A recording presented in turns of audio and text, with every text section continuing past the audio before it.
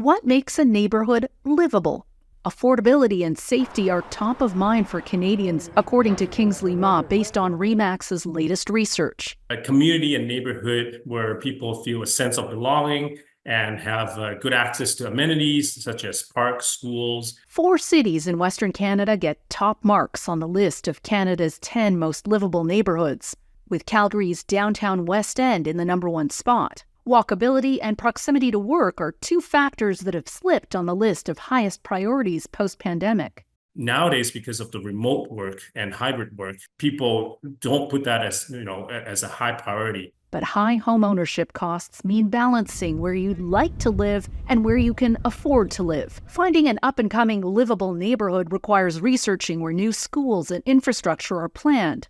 Another tell? The quality of coffee shops. A lot of good coffee shops, especially when people start working remotely from home, and they want a good cup of coffee. Many who can't yet afford to buy in their neighborhood of choice can rent instead. The pace of rent acceleration has stalled nationally, according to the latest snapshot from Urban Nation and Rentals.ca. But economists Rachel Battaglia and Randall Bartlett predict rents are likely to remain high.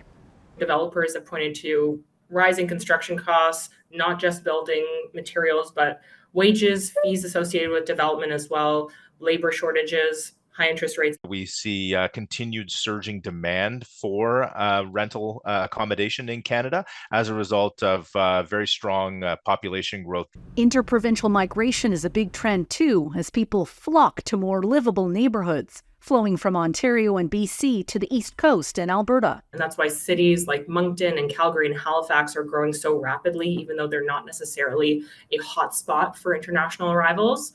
And Gaviola, Global News, Toronto.